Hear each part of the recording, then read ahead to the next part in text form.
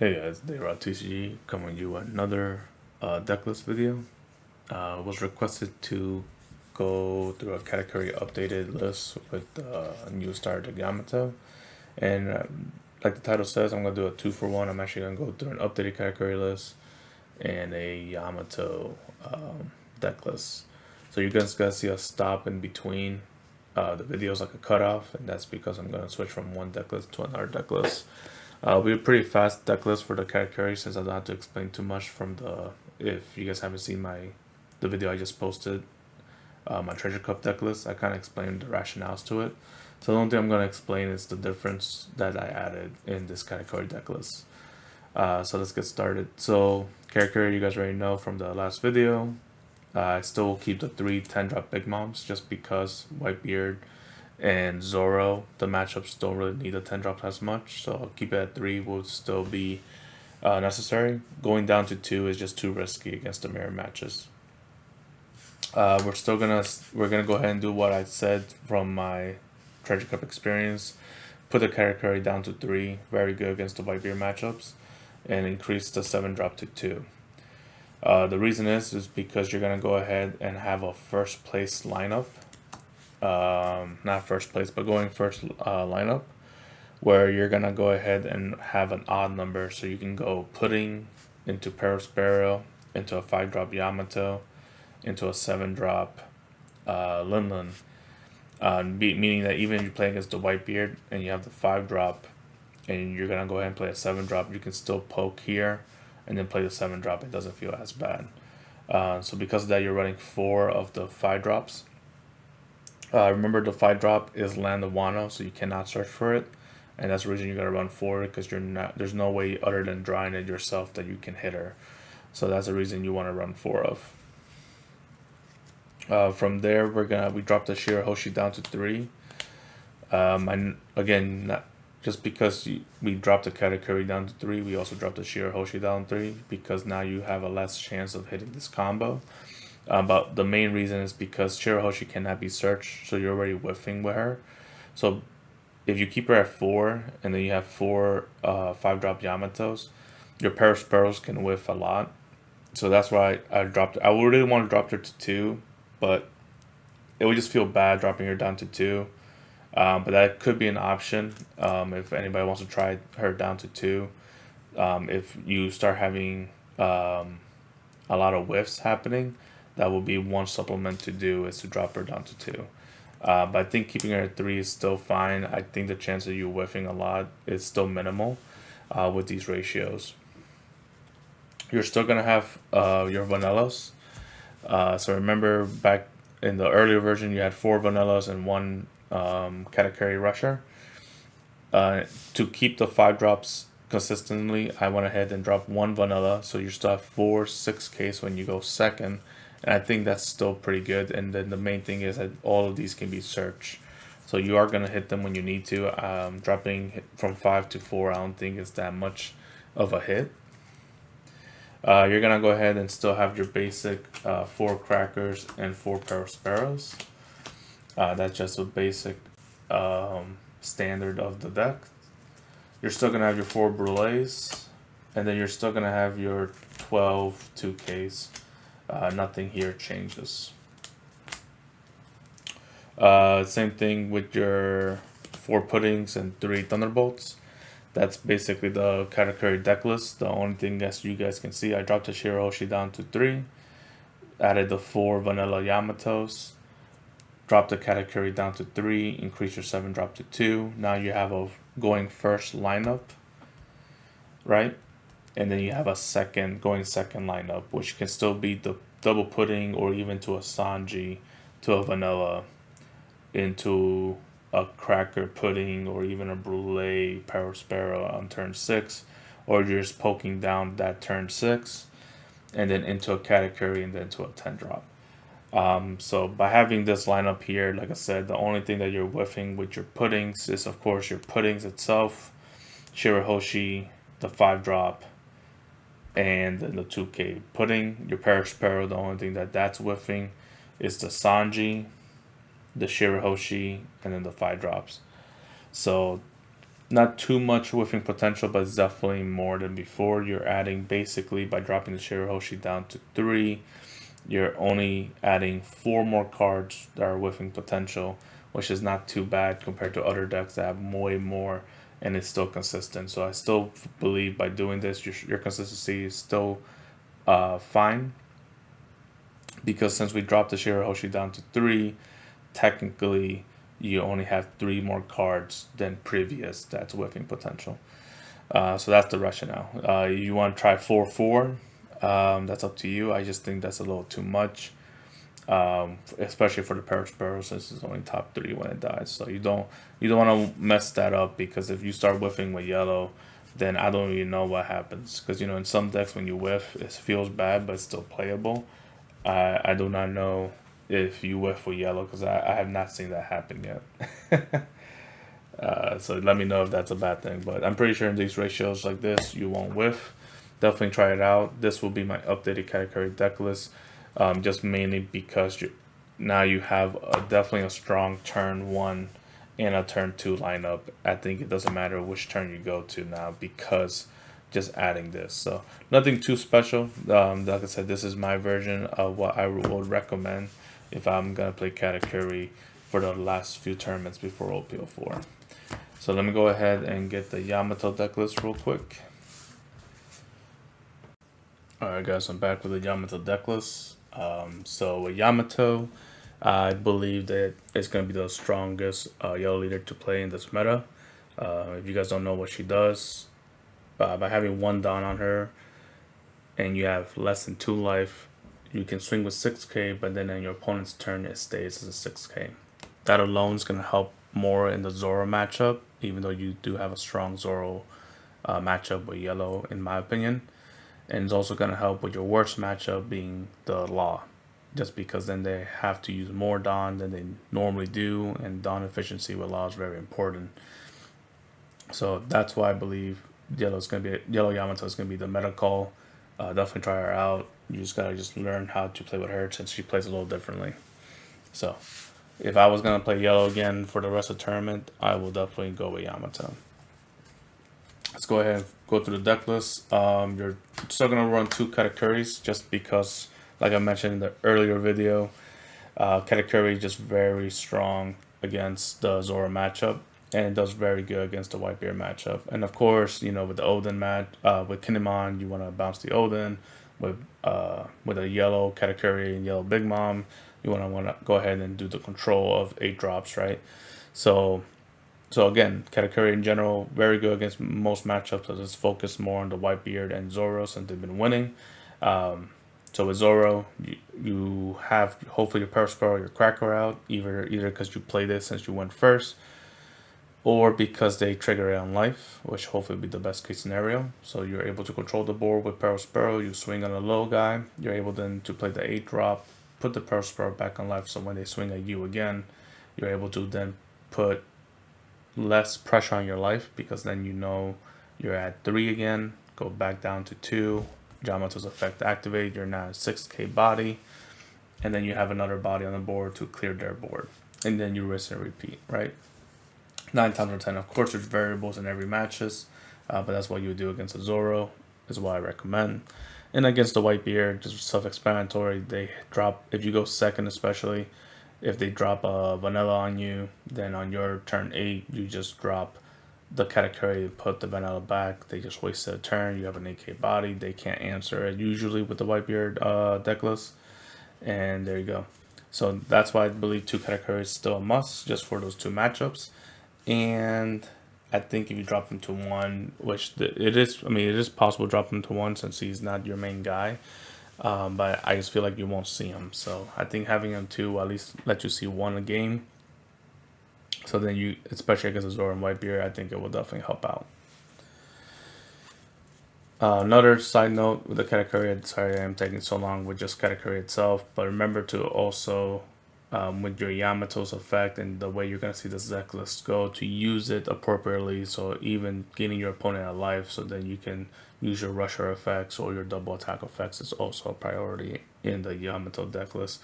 So it's a little bit more finicky, more important to where you're gonna put the character card. But in usual, against the Whitebeard and the Zoro, that's what you will do with the Katakuri.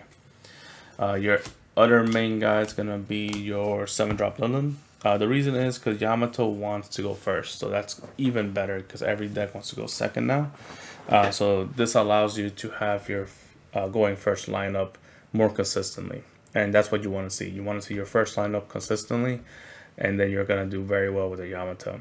Now, against black, I still recommend going second just so you can mess up their ratios. But against any other color, I still recommend going first, putting pressure on your opponent, and allowing you to then do what Yamato wants to do. So Linen very strong. You definitely want to at least see 2 of her in game and on curve, which means on your 7th dawn and on your 9th dawn. So that's the reason we're playing 4. From there, we're going to play the 4 vanillas. Remember, the 4 vanillas cannot be searched. So you definitely want to see at least one of them on your curve. More than one, well, depending on how the match goes, but you definitely want to see one on your 5th dawn curve. That's why we're maxing her out, so we can hopefully see her. From there, another MVP of the deck is going to be the 4 Katakuris. So another thing with Yamato that people will need to kind of master is taking your hits, right? You want to go down to 2 life as soon as possible, getting that 6k body online really quickly so you can take advantage of it. This prevents the Katakuri matchup when they're bringing out their bigger bodies out. They cannot poke you down with their Perosporos or the Katakuri anymore, allowing you to have more breathing room and control the matchup. Also, this allows your Katakuri to go online. If you guys don't know what he does, he allows you to have the Katakuri effect by on play, get to look at your top life or your opponent top life and move it either top or bottom, allowing you to see what you're gonna see later on in the game. This could help you plan, but also if you have less life than your opponent, he gains rush. So it allows you to control the board, poke your opponent even more down, or do little stuff like that. And if worst case scenario you has the same life, or your bow has 0 life, or you're both and or he has less life than you for whatever reason, then he just becomes a 4-6k vanilla, which is still very important in the matchup, especially when you go second, because then with your second lineup you want to see Sanji into Katakuri, into either a 5-drop with an extra Dawn, into your Katakuri or your 7-drop, right? So even though it's not a counter, which is the weakness of this card, you still get a vanilla with seeing your top life, or best case scenario you get a rusher, which you would want to do, especially because you want to be down to 2 life, and your 8-drop Katakuri will help you hopefully get this effect goes off, or the Thunderbolts in the deck is going to help you this effect goes off. So definitely use those cards wisely so you can get the maximum output of what this deck wants to do. Next is going to be your 4 Crackers and your 4 Perosporos. Again, still standard on every yellow deck. Main thing with the Cracker though is this is your comeback mechanic. It's going to allow you, because you want to be at 2 life and be less than your opponent life, it's going to allow this guy to swing for a 7k hitter for 1 Dawn, 8k hitter with 2 Dawn, and also allows you to then have a double tag threat, and then hopefully you can play this Rush Katakuri having another threat on the board. Easy way to control the board, easy way to then catch up against your opponent and then just try to end them before they can play in their late game. So Cracker's going to be more valuable. Perospero, again, is your going first lineup, so you'd have to run him. Nothing more to explain to him other than he's a trigger, searcher, attacker. Like, very good card, very solid. I want you want to say broken card in the deck, right? Next thing is going to be 4 Brulees. This is where the flex spot hits. In my opinion, I think Brule is still a must. We all know Brule win games, especially against the mirror yellow matchups. Yellow still has a hard time to go against blockers. That's why you're going to be more aggressive to make them use the blockers when you're doing rush attackers and stuff like that. But we still don't have, with the new starter deck, there's no new really cards out there that can help you go against blockers. So because of that, with the yellow mirror, plus against the Katakuri, plus against the Big Mom, I still think this card is still valuable. And even against other decks, I mean, it's still a valuable card. So we all have been there where we try to end the game, and then the last life happened to be Brûlé, and you did not have enough to clear the Brûlé and end the game, so allowing the yellow player another chance to win the game. And that's the reason I still believe 4 Brûlés is a must. Not only that, the 4 Brûlés is a big mom pirate, so it allows you to search, because 9 times out of 10 the people that take out this card will put in either more 2k counters with the Yamato land Wano, or put more arrows in, which is gonna increase the whiffing potential of this deck. As you can see here, we don't have the Shirahoshi no more, and we have the 4 vanilla, so that right there replaces itself. But if you add more to this, just know it's gonna add more of possibly the putting the 1-drop and the Parasparrow 3-drop to whiff. So just keep that in mind if you do decide to take the Brûlés out and add either the 2k counter or the arrow. The other card that just a side note that you could switch the Brûlés if you want to be more aggressive and you're like, I don't want any defense at all, is to switch the Brûlés to Smoothies. Smoothies again will help you use the Yamato's effect earlier, and it's gonna add pressure against your opponent by doing a 7k swing. But I still think you don't need that to get down to 2 life as soon as possible, especially because I think Thunderbolt's a better card than using the Smoothie as a threat, in my opinion. So that's the reason I kept the Brûlés versus Smoothie. You're still going to have the 12 2Ks, nothing different there. The only difference is I added 1 extra 2K. I just believe that having a low defense is definitely very important, especially since you're going to be down to 2 life and you want to take advantage of the 6K just like Whitebeard does. This allows you then, once you're at 2 life and having 1 down on her at all times, you're going to be defending with these 2K for 8k swings. Or I mean, you're going to be defending with 8k, so that means people have to swing with you with 8k. If not, you're just going to be using 1 2k at a time, so having a little bit more 2ks I think is more important without needing to use any dons. So that's the reason I added the 1 extra 2k instead of adding an arrow. Now remember that this Yamato is land Wano, so you cannot search for this 2k, but you're able to hit everything else. Well, depending, right? Because Parasparrow can't hit Sanji, but Pudding can. And then Pudding can't hit the own Pudding, but we all knew that, right? Didn't have to explain that. You're still going to have your only searcher for yellow decks, which is the Big Bomb Pirates, other than Parasparrow, but at least the on-play early turn. Definitely can't change her, staple of the deck. From there, you're going to run 2 Ikkaku Sovereignties. I believe Ikkaku Sovereignties is amazing in the Yamato deck, just because in the Katakuri and Big Mom, if you guys play that version of the deck, you're going to see that you usually don't have enough Don to keep. You want to always use 1 Don on your leader, see what your opponent's doing, see what you have, rearrange. You're always going to be maxing out your Don by playing your 8 drops, 10 drops, 7 drops. So you really don't have room to keep Don open. But in the Yamato, you're always going to need 1 Don open for your leader to do the 6k special. But you're also, most of your guys, by playing a 5-drop is still very strong, allowing you to still put 1 Don, play the 5-drop when you're at 10 Don, and have 4 Don open to spread around and then leave 2 on for defense. Versus the Katakuri and Big Mom, which I feel like it wasn't practical to do. So because of that, I think Ikkaku Sovereignty is going to be very strong with the Yamato. Not only that, instead of defending for 10k, you're going to be defending for 11k, because especially when there's 1 Don and you have less than 2 life or less in the late game. So very strong card, especially against the Whitebeard and Lucy matchups. Next is going to be 3 Thunderbolts. Here, some people will recommend doing 4. I still think 3 is a sweet spot. Not saying that 4 is wrong. I think with 3, you still have a good chance for it to be in life. But the main thing is 9 times out of 10, you only use 2 every game, and you will definitely see them. I don't think there's ever been a match where you don't see him. If you choose not to see it, it's because you had a chance to search for it and you decide to pick something else that's going to help you more than a Thunderbolt. If that's the case, then yeah, you might not see them then. But you always have the option to see 1 to 2 every game because of putting in Parasparrow. So I think if you have 4, these become cloggy to a point, because once you have 0 life, you cannot activate this effect, sadly. So you don't. There's been many games where I'm in 0 life, and then these just get stuck in my hand, and obviously there's no trigger to even discard them. And now that you don't run the Shirahoshi, you can't throw them away either.